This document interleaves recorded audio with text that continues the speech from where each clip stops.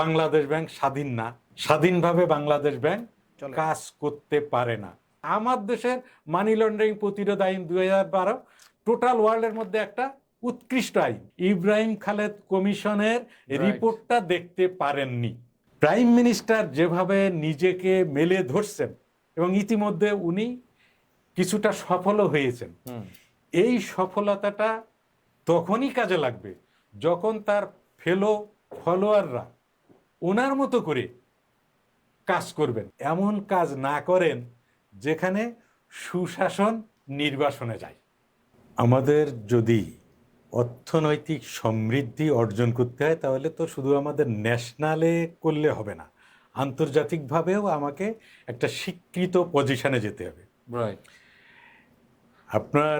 আপনি জানেন 2007-08 সালে যে ওয়ার্ল্ড ক্রাইসিস হয়েছিল, আমেরিকাতে বাড়ি বিক্রি করার মতো পরিস্থিতি ছিল না। গ্লোবাল ফিনান্সিয়াল ক্রাইসিস যেটা হয়েছিল, বাড়ি কেনার লোক ছিল না, বিক্রি স্বভাবতই বিক্রিও পড়ে গিয়েছিল। 2006 সালে ঠিক আমাদের শেয়ার মার্কেটের মতো কিন্তু ওই রকম ভাবেই উঠছিল। এরপরে basil accord, BCBS, basil committee on banking supervision, তারা অফসাইট সুপারভিশনের মাধ্যমে আপনার একটা মানদণ্ড নির্ধারণ করে, যেটা ক্রেডিট রেটিং বললেন, জি, ক্যাপিটাল এডিকুইসি, রাইট, অথবা capital to risk weighted assets.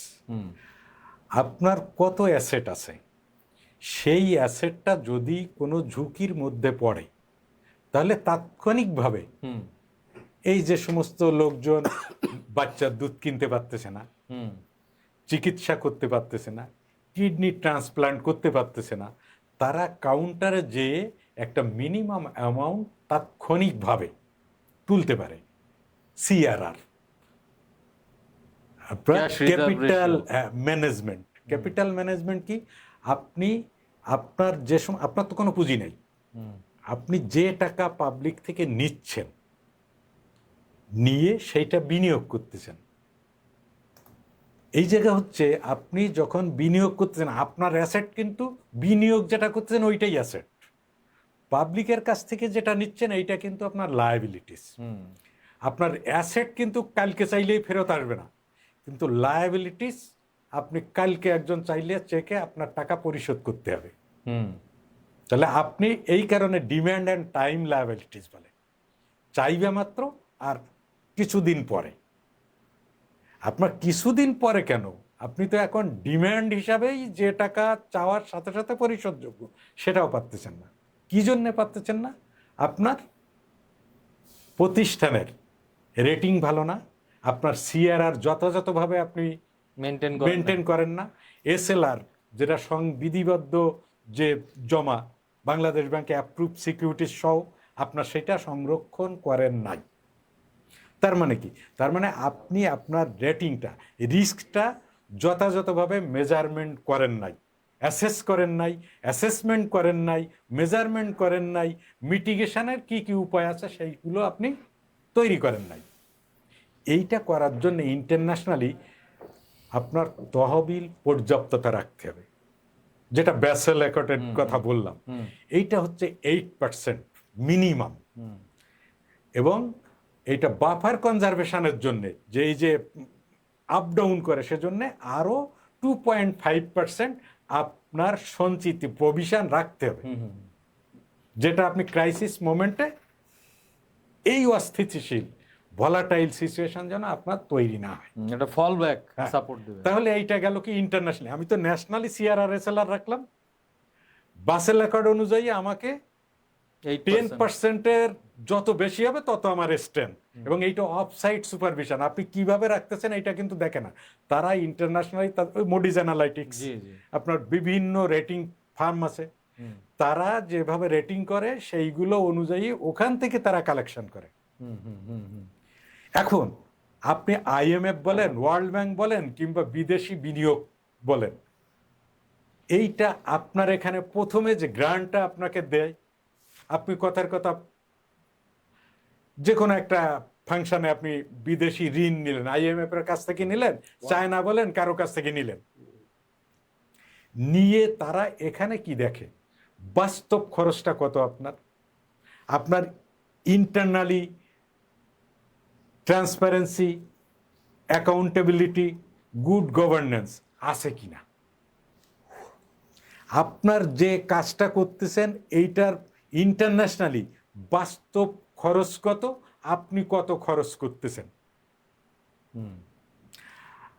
আপনাকে একটা জায়গায় আমি ফান্ড করলাম, আপনি বলছেন যে এইটা আমি দেশের এই ক্রাইসিস মিট আপ করার জন্য করতেছি। দেখা গেল যে আপনার সে 1,00,000 টাকা আপনি নিয়ে আসছেন, 20,000 টাকা ব্যয় করতেছেন আপনি ওই কাজের জন্যে, আর 80,000 টাকা আপনি সিস্টেম লসে ঢুকাই দিচ্ছেন। না, এটা মনিটরিং করার দায়িত্ব কার? এইটা মনিটরিং করার দায়িত্ব রাষ্ট্রের। আমি সেই জায়গায় যাচ্ছি। রাষ্ট্র বলতে ধরেন বাংলাদেশ ব্যাংক, রেগুলেটরি অথরিটি এখানে। আমি একটু একটু করে এগুলো বলি। তো এখন এইটা যখন হবে, এইটা প্রপার মনিটরিং করতে হবে। মনিটরিং করবে, আপনি যেটা বললেন এখনই আমি বলি, বাংলাদেশ ব্যাংক। রেগুলেটরি অথরিটি হচ্ছে বাংলাদেশ ব্যাংক আর আমার অর্থ মন্ত্রণালয়ের আর্থিক প্রতিষ্ঠান বিভাগ। আপনি কি জানেন আমাদের বাংলাদেশ ব্যাংক স্বাধীন না? স্বাধীনভাবে বাংলাদেশ ব্যাংক কাজ করতে পারে না।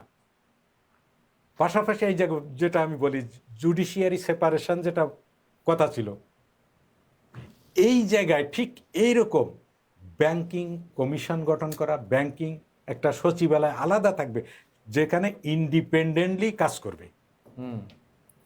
তাহলে তারা এটা মনিটরিং করবে, সুপারভিশন করবে। এখন আপনাকে যে IMF কিংবা ওয়ার্ল্ড ব্যাংক যে ফান্ডটা দিল, তারা কিন্তু আপনি মনিটর সুপারভিশন না করলেও তারা কিন্তু প্রপারলি করতেছে, এবং করার পরে আপনার আমলনামা কিন্তু তারা রাখতেছে। এর পরবর্তীতে আমি যদি ভুল না করি, আমরা কিন্তু মাঝে মধ্যে খুব অল্প অ্যামাউন্টের অন্তর্বর্তীকালীন আমাদের ক্রাইসিস মিট আপ করার জন্য ফান্ড চাইছি, সেটাও কিন্তু আমরা করতে ব্যর্থ হয়েছি। আবার এরকম জিনিস আমি বলতেছি যে আমরা এইটার জন্যে বিদেশ থেকে কোনো অর্থ নিইনি, আমাদের সম্পূর্ণ নিজের টাকায় করছি। আবার বলতেছি যে এর প্রথম কিস্তি আমরা আল্লাহর রহমতে শোধ করলাম। তো এখন ইন্টারন্যাশনালি এই ক্রাইসিস যখন আমরা পড়ব, আমার যখন রেটিং এই থাকবে, মূল জিনিস হচ্ছে আপনাকে যদি ইন্টারন্যাশনালি ফিনান্সিয়াল কোনো এড আপনাকে নিতে হয়, তাহলে আপনার রেটিং ভালো থাকতে হবে। রাইট। এরপরে এখানে একটু আমি হয়তো সময় পাবো না, তারপরেও আমি একটু বলি।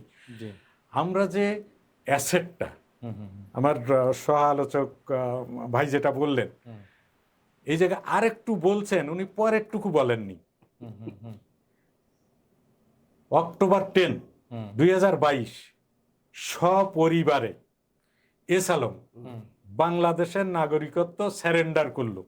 অ্যাট দ্য সেম টাইম এই দেশে থেকেই আমি বললাম এখানে আমি ব্যবসা এবং বসবাস করব, অনুমোদন স্যারেন্ডারও করলাম, অনুমোদনও পেলাম।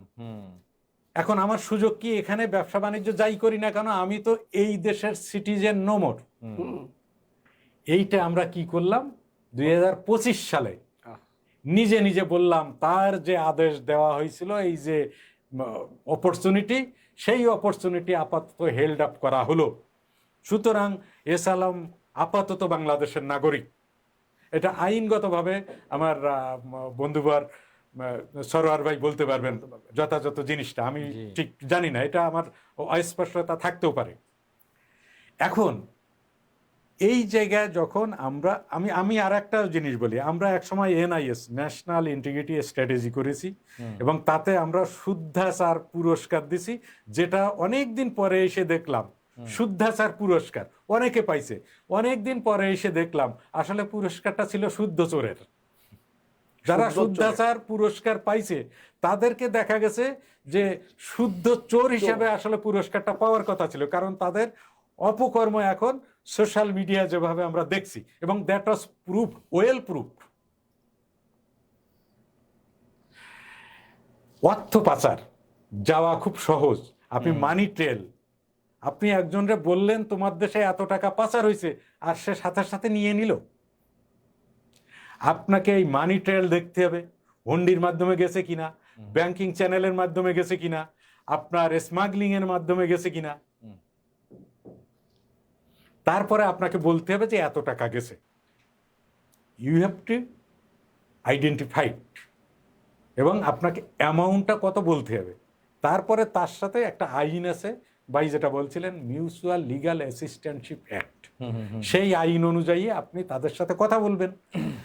তার বিরুদ্ধে প্রসিকিউশনে যেতে হবে আপনাকে লিটিগেশনের জন্য। সেটা আপনি ন্যাশনালি করতে পারেন, ইন্টারন্যাশনালি করতে পারেন। আপনি এইটা বলে দিলেন যে আমি এই এই ব্যবস্থা করতেছি, ওখানে আমরা অলরেডি এখানে লবিস্ট নিয়োগ করেছি। আরে আমি তো জানি না লবিস্ট নিয়োগ করেছেন, এটা আমার তো হাইকোর্ট দেখালে হবে না, জনগণ জানতে হবে। জনগণ জেনেও লাভ নাই ভাই। এইটা যথাযথভাবে এই প্রক্রিয়া অবলম্বন করতে হবে।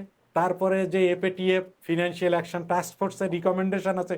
আপনি একটা জিনিস চিন্তা করেন, আপনি যেটা বললেন, আমেরিকা তাদের একটা অ্যাকাউন্ট ওই অ্যাক্ট আছে, FATCA, foreign accounts tax compliance act. এই আইনটা এইরকম, তার এখানে যারা নাগরিক আছে অথবা এখানকার নাগরিক যারা ওখানে ব্যবসা করে, তাদের এই যে ট্যাক্সের টাকা, এই টাকা নির্দিষ্ট হারে অন্যান্য দেশকে, এপিটিএফ কিংবা এপিজির সাথে, Asia Pacific group on money laundering যারা কাজ করে, তাদেরকে আদায় করে দিতে হবে, না হলে ইউ হ্যাভ টু পেনালাইজ। সেই আইন এই জায়গা মানতেছে। অথচ আমার দেশের মানি লন্ডারিং প্রতিরোধ আইন 2012 টোটাল ওয়ার্ল্ডের মধ্যে একটা উৎকৃষ্ট আইন, সেই আইনটা আমরা যথাযথভাবে প্রয়োগ করতে পারতেছি না। ভাইকি অ্যান্টি কারাপশন কমিশন অ্যাক্ট 2004, উনি যেহেতু এই জায়গায় প্রপারলি কিন্তু উনি প্র্যাকটিস করতে পারতেছেন না ডিউ টু সিচুয়েশন। এখন আমরা যেটা, আমিও ভাইয়ের মতো আশাবাদী, আমরা এইটা যথাযথভাবে করি। এই জায়গায় আরেকটু বলি, আমার দেশের সবচেয়ে বড় যে জিনিস সেটা হচ্ছে যে এই জায়গা থেকে যে অর্থ বাংলাদেশ ব্যাংকের যে রিজার্ভ যেটা চুরি হয়েছিল, এই রিজার্ভের উপরে আমার কন্ট্রোল নাই, চলে গেল। চলে যাওয়ার পরে আরসিবিসি ফিলিপিন্সের রিজাল কমার্শিয়াল ব্যাংকিং কর্পোরেশন, শ্রীলঙ্কার থেকে আপনি ওই যেটা বললেন যে অল্প কিছু পয়সা নিয়ে আসছেন, আপনি কি জানেন যে রিজাল কমার্শিয়াল ব্যাংকিং কর্পোরেশনের সাথে ওই সিস্টেমে যারা জড়িত ছিল তাদেরকে চাকরি থেকে বরখাস্ত করা হয়েছে, শাস্তির আওতায় আনা হয়েছে। অথচ আপনি আজকে পর্যন্ত ইব্রাহিম খালেদ কমিশনের রিপোর্টটা দেখতে পারেননি। আপনি আরো একটা জিনিস বলে, আপনারা যেহেতু নতুন দরবেশ যাতে সৃষ্টি না হয় এরকম করছেন, জাতি হিসাবে আমরা কতটা নিকৃষ্ট। আপনার যে রাশিয়ায় যে এক্সপ্লোরেশন হয়েছিল, দুধ ফ্যাক্টরি ট্যাক্টরি সবকিছু হয়ে গেছিল, রাশিয়া ক্ষতিপূরণ দিয়ে সেই দুধ রাশিয়া ডাম্পিং না করে বিভিন্ন জায়গায় ডাম্পিং করাইছিল। আমি সুইজারল্যান্ডের একটা প্রতিবেদনে দেখছিলাম, সেই দুধ বাংলাদেশে আসছিল এবং বাংলাদেশের বাচ্চা কাচ্চা খাইছে। সেই ক্ষতিপূরণের টাকা আমরা নিছি এবং ওই দুধ আবার আমরা বিক্রি করেছি। ইয়াম্মি ইয়াম্মি বলে একটা চকলেট, শিশু খাদ্য, তাতে মেলামাইন ছিল, চায়নার থেকে আসছিল। সেই চায়নার খাদ্য বিশেষজ্ঞরা সেইটা দেখছে, তাতে মেলামাইন ক্ষতিকারক মাত্রায় ছিল, তাদেরকে শাস্তি দিছিল। বাংলাদেশে যতক্ষণ না পর্যন্ত বলছে যে এই খাবারে মেলামাইন আছে তবে সেটা স্বাস্থ্য ঝুঁকিপূর্ণ নয়, ততক্ষণ পর্যন্ত আমরা বারবার সেটা রিটেস্ট করেছি।